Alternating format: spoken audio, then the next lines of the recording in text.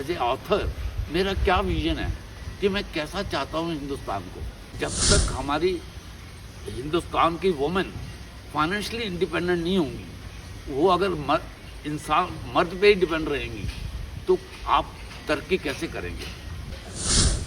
हमारे देश में एक बहुत बड़ी समस्या है, हर साल हम देखते हैं बहुत सारे फ्लड्स आते हैं, बहुत सारे साइक्लोन्स आते हैं, बहुत सारे कई बार ड्राउट्स हो जाते हैं, बारिश इतनी ज़ोर से आती है।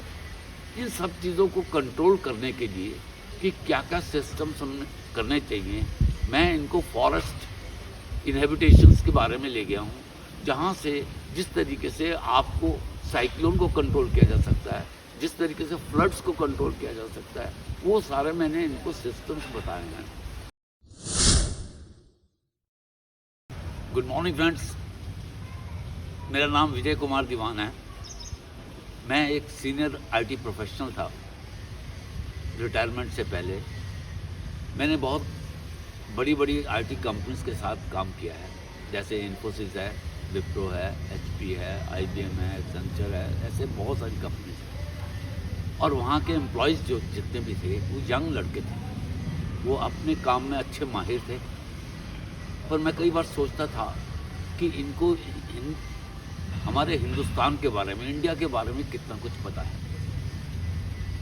जब मैं रिटायर हुआ तो मैंने सोचा इनके लिए मुझे कुछ लिखना चाहिए, क्योंकि अब 2020 में करीब हमारे जो 900 मिलियन लोग हैं वो 35 साल से कम हैं, और करीब 600 मिलियन लोग ऐसे हैं जो 25 साल से भी कम हैं। इस वक्त हम जो हैं दुनिया में यंगेस्ट नेशन है, तो यंग ब्लड के लिए मुझे कुछ लिखना था। तो मैंने मैं राइटर बन गया और मैंने किताबें लिखनी शुरू की। सबसे पहले मैंने लिखी हु आर वी, कि हमारा एंशिएंट इंडिया क्या था। ये जो नॉलेज चीज़ आई है वो कहाँ से आई है, जो भी कितनी इन्वेंशंस हुई हैं वो कहाँ से आई हैं, वो हमारे ऋषि मुनि क्या थे, वो कैसे करते थे। वहाँ से मैं शुरू हुआ और पूरा मैंने यहाँ जो लेटेस्ट है उसके बारे में हुआ करी, लेजेंडरी इंडियंस दिए। इसमें मैंने वेरियस डायनेस्टीज़ के बारे में दिया, वेरियस हमारे रिफॉर्मिस्ट लीडर्स थे, जैसे हैं हमारे बहुत बड़े बड़े दयानंद सरस्वती निकले हैं हमारे उसमें, हमारे रविंद्रनाथ टैगोर हैं, ऐसे बहुत सारे मैंने रिफॉर्मिस्ट के बारे में दिया। उसके बाद मैंने जो मैथमेटिशियंस हैं उनके बारे में दिया, साइंटिस्ट हैं उनके बारे में लिखा, हमारे जो सेंट्स हैं, पोइट्स हैं, उन सब के बारे में लिखा। थर्ड हमारी हंट फॉर ट्रेजर, कैसे दुनिया ने, जैसे मुगलों ने, ब्रिटिश ने, टर्क्स ने, मंगोलियंस ने हमें कैसे लूटा, उसके बारे में मैंने हंट फॉर ट्रेजर कब से स्टार्ट हुआ और कैसे हमारी इंडिया जो सोने की चिड़िया थी उसको कैसे लूटा गया, उसके बारे में मैंने हंट फॉर ट्रेजर में तीसरी में दिया। चौथे जो थी जो हमारी दी अनटोल्ड हेरोइक्स, आज़ादी की लड़ाई हमने तो सुनी एक तरफा कि हाँ हमारे पॉलिटिकल लीडर्स थे जिन्होंने लड़ाई लड़ी, पर इसके अलावा कोई लाखों की तादाद में रेवोल्यूशनर्स थे, रेबल्स थे, जिन्होंने बहुत लड़ाई लड़ी। सिर्फ इंडिया में ही नहीं लड़ी, बाहर से जैसे अमेरिका है, इंग्लैंड है, जर्मनी है, अफ़गानिस्तान है, इस तरह से हर एक मुल्कों से, जापान है, बर्मा है, सिंगापुर है, हांगकांग है, थाईलैंड है, सबसे हमारे रेवोल्यूशनर्स थे जिन्होंने बहुत बड़ा रोल किया। उन सब के बारे में जो अनटोल्ड लोग हैं, जिन अनसंग हीरोज़ हैं, उन अनसंग के हीरोज़ के बारे में लिखा है। मेरी जो लेटेस्ट 5th बुक है द 10 कमांडमेंट्स, ये फ्यूचर के बारे में है, अबाउट द फ्यूचरिस्टिक इंडिया। मैं एज ए ऑथर मेरा क्या विजन है कि मैं कैसा चाहता हूँ हिंदुस्तान को, उसके बारे में मैंने लिखा है।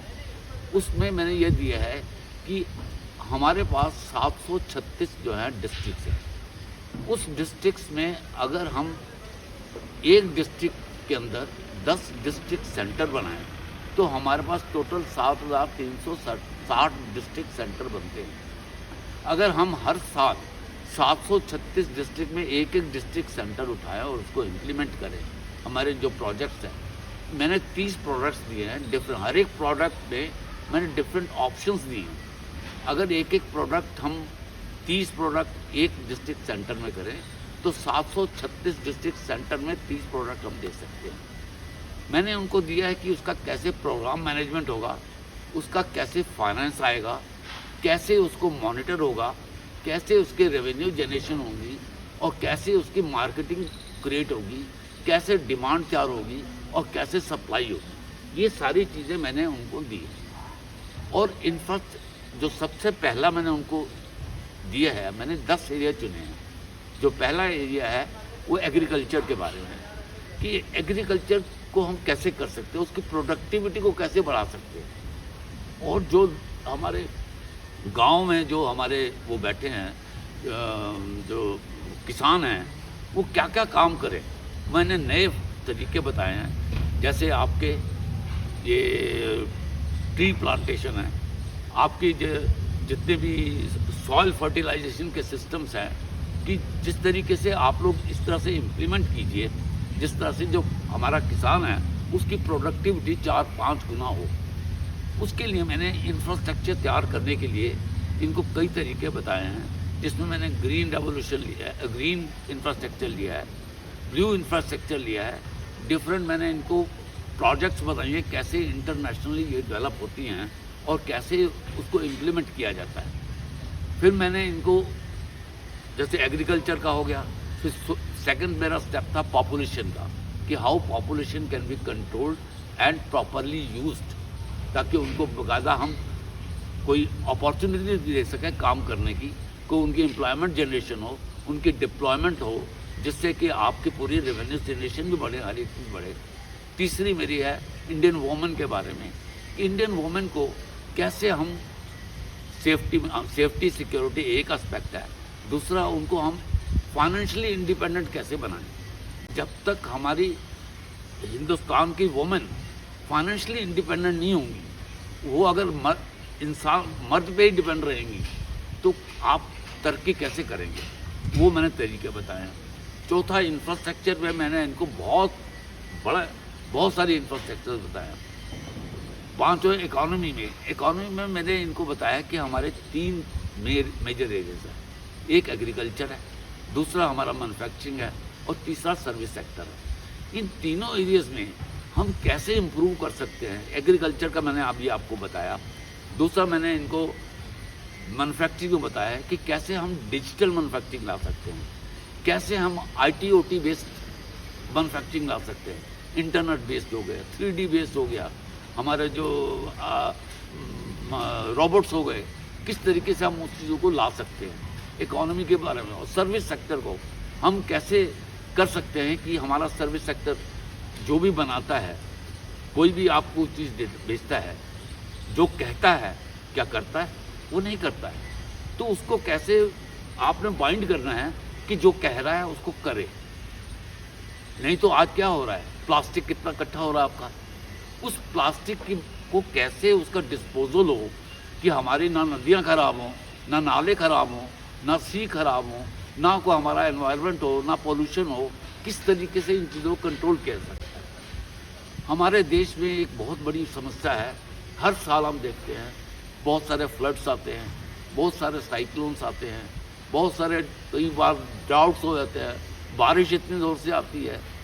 इन सब चीज़ों को कंट्रोल करने के लिए कि क्या क्या सिस्टम्स हमें करने चाहिए, मैं इनको फॉरेस्ट इनहेबिटेशंस के बारे में ले गया हूँ, जहाँ से जिस तरीके से आपको साइक्लोन को कंट्रोल किया जा सकता है, जिस तरीके से फ्लड्स को कंट्रोल किया जा सकता है, वो सारे मैंने इनको सिस्टम्स बताए हैं।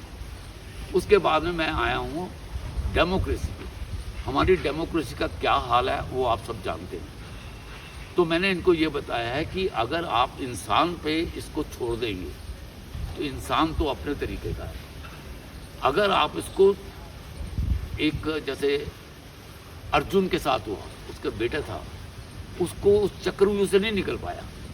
उस चक्रव्यूह से निकलने के लिए एक ही तरीका है, ई डेमोक्रेसी, जिससे कि पार्टिसिपेटरी हो, जनता जो है उसमें पार्टिसिपेट कर सके और जनता की सुनवाई हो। आज आपके ब्यूरोक्रेट कोई नहीं सुनता है, पर जब ये ई डेमोक्रेसी आ जाएगी, हर एक ब्यूरोक्रेट को उसको जवाब देना पड़ेगा कि कैसे इसको हमने सॉल्व करना है। इसमें ई डेमोक्रेसी भी है। उसके बाद नेक्स्ट आता है ई पॉलिटिक्स। पॉलिटिक्स के बारे में ये है कि आज की डेट में हम जो है एक डायनेस्टी पॉलिटिक्स में हैं। हमारे चाहे सेंटर में देख लीजिए, चाहे स्टेट्स में देख लीजिए, हर जगह डायनेस्टीज है। करीब हमारे पास 300 डायनेस्टीज हैं जो हमारे पूरे हिंदुस्तान को घेर के बैठी है। कोई भी पढ़ा लिखा, ये आपका IIM हो, IIT हो या आपके इंजीनियरिंग कॉलेज से हो, वो इस फील्ड में आना ही नहीं चाहते। तो हमको इस पर सुधार लाना है पॉलिटिक्स पे। फिर मैं आया हूँ इंडियन गवर्नमेंट में। इंडियन गवर्नमेंट में इनको मैंने एक दिया है, एक मिशन दिया है, इंडिया नेक्स्ट। इंडिया नेक्स्ट के मैंने इनको बताया है क्या फोकस एरियाज हैं, क्या वेरियस इम्प्लीमेंटेशन एरियाज हैं, कि किस तरीके से इसके इम्पैक्ट्स होंगे, क्या फेलियर के चांसेस हैं और क्या पार एक्सलेंस के कैसे इसको अचीव किया जा सकता है। वो सारे मैंने इनको फंडामेंट्स दिए। फिर उसके बाद है इंडियन चैलेंजेस पे। अब जो इंडियन चैलेंजेस हैं वो बहुत इम्पॉर्टेंट है। अब हमारे यहाँ क्या है, हीरो वर्शिप है। हमारे यहाँ क्या है, कैसानोवा बहुत है। एक घर में किसी को खुशी नहीं है, उसको कई बंगले चाहिए, उसको कई रिजॉर्ट चाहिए, क्या क्या चाहिए। उस सब चीज़ों को आज की डेट में सबसे रिच कौन है, तो एक ही जवाब आएगा, पॉलिटिशियन। पर ये सच नहीं है। सच तो गुरु हैं। आप जितने गुरु देखो, एक के पास 200-200 एकड़ 300-300 एकड़ की ज़मीन है, उनके कितने फॉलोअर्स हैं। वो चार्टर्ड फ्लाइट से जाते हैं कंट्री हेड्स के पास। हॉलीवुड के जितने एक्टर्स हैं वो उनके क्लाइंट्स हैं। इस दुनिया में अगर सबसे कोई रईस है तो यही हमारे गुरु हैं। वो क्या कर रहे हैं, उनको कंट्रीब्यूट करना चाहिए कंट्री में। हमारे जितने और हाई एंड है, आपको मालूम है हमारे पास मोर देन 6 लाख VVIPs हैं। अगर 6 लाख VVIPs को आप अपना इंफ्रास्ट्रक्चर तैयार करने के लिए सिर्फ 10 करोड़ मैंडेटरी कर दें कि उनको देना है, तो आप 60 लाख करोड़ तैयार कर सकते हो। उसमें 7,360 डिस्ट्रिक्ट को छोड़ो, उससे ज़्यादा आप उसको डेवलप कर सकते हो। आप हिंदुस्तान को 7,360 वर्ल्ड क्लास सिटी दे सकते हो, इतना बड़ा बना सकते हो। ये करने से, अगर ये चीज़ें करेंगे, आपको कितनी ज़्यादा एम्प्लॉयमेंट जनरेशन होगी। हाँ, दूसरी एजुकेशन की बात है। हमारे पास 1.35 बिलियन लोग हैं। अगर उनकी हमारे पास ब्लैक बोर्ड्स नहीं हैं, सिटिंग अरेंजमेंट नहीं है, क्लासरूम्स नहीं, हम पढ़ा नहीं सकते। पर अगर हम आज कैश ट्रांजैक्शन बंद कर दें और सिर्फ डिजिटल ट्रांजैक्शन कर दें, तो आपको 1 साल नहीं लगेगा। आप 1 साल में सारे 1.35 बिलियन को नॉलेज इंपोर्ट कर दोगे। वो आप देखोगे, वही किसान इंटरनेट एक्सेस कर रहा होगा, वो सब कुछ सीख रहा होगा, वही रिक्शा वाला कर रहा होगा। आप सब कुछ कर सकते हैं। ये एक इंटेंशन होनी चाहिए करने की। ये मैंने सारे तरीके उन्हें बताया। फिर इंडियन लाइफ में बताया है कि हम लोगों के साथ क्या चैलेंजेस हैं। एक बचपन है, बचपन से हमको क्या सीखना चाहिए और हम क्या सीखते हैं, वो बहुत ज़रूरी है। एक पेरेंटहुड होना एक चीज़, अलग चीज़ है, पर पेरेंटलहुड को क्या करना चाहिए, उसको बच्चे को छोड़ देना चाहिए। जितने भी बड़े आज की डेट में CEOs में है, वो कहीं ना कहीं कोई गवर्नमेंट स्कूल में पढ़ा है, कोई ऐसे अब मामूली उसमें पढ़ा है, और आज इतने बड़े बड़े बने हुए हैं। कैसे हैं? क्योंकि जो उनका इनर टैलेंट है, वो टैलेंट उन्होंने एक्सप्लॉइट किया है। इस तरीके से हमें भी करना चाहिए कि हमको सिर्फ ये नहीं बंद कर रखना चाहिए बच्चों को, सिर्फ ऐसे एनवायरनमेंट दे दिया, उसमें वो कौन नहीं सीख सकता। हम जितने भी हैं, अगर हमारी एज के देखो, हम मिट्टियों में खेले हैं, मिट्टियों में ही हमने सब कुछ करा है, वहीं खाया है हमने। हमें तो कोई आज तक बीमारी नहीं हुई, कुछ नहीं हुआ, किसी को कुछ वो नहीं हुआ। पर आज की डेट में अगर मिट्टी लग जाए तो पॉसिबल नहीं है। वो बच्चा कैसे अपने टैलेंट लाएगा। ये चीज़ें सब मैंने दी हैं। ये अगर आप ये पढ़ेंगे, मैं 100% श्योर हूँ कि 10 साल के अंदर हम जो है वर्ल्ड की टॉप मोस्ट नेशन हो सकते हैं। नॉट ओनली इकोनॉमिकली, कि इकोनॉमिकली सिर्फ आप डेवलप्ड नेशन नहीं बनते, आप डेवलप्ड नेशन बनते हैं जब ह्यूमन डेवलपमेंट इंडेक्स पैरामीटर सारे आप मीट करते हैं। आपके जो हमारी जनता है उसकी हेल्थ भी होनी चाहिए, उसका न्यूट्रिशन ठीक होना चाहिए, उसकी बाकी जो एनवायरमेंटल थिंग्स हैं वो ठीक होना चाहिए, हमारे हिंदुस्तान की जो आबोहवा है वो ठीक होनी चाहिए, पोल्यूशन ठीक होनी चाहिए। ये सब चीज़ें बहुत ज़रूरी हैं। मैंने उन सब चीज़ों का ध्यान रखते हुए ये करा है। पॉपुलेशन कंट्रोल का सिस्टम दिया है। वोमेन जो मैंने उनको एक सिस्टम दिया है कि this women in only 10 years these people can generate 200 million opportunities. इतने ये एंटरप्रेन्योर हो सकते हैं। उसके सारे सिस्टम दे रखे हैं मैंने कि कैसे वुमेन जो हैं कहाँ से एजुकेशन ले सकते हैं, कहाँ से ये फाइनेंशियल दे सकते हैं, क्या क्या उनको करना चाहिए, वो सारी चीज़ें मैंने दी हैं। तो मैं चाहता हूँ आप लोगों से मेरी रिक्वेस्ट है कि आप सब इस बुक को पढ़िए एक बार। आपको लगेगा कि यस मुझे हिंदुस्तानी कहने लायक, आपका जिगरा बढ़ेगा, आप एक हिंदुस्तानी कहलाएंगे।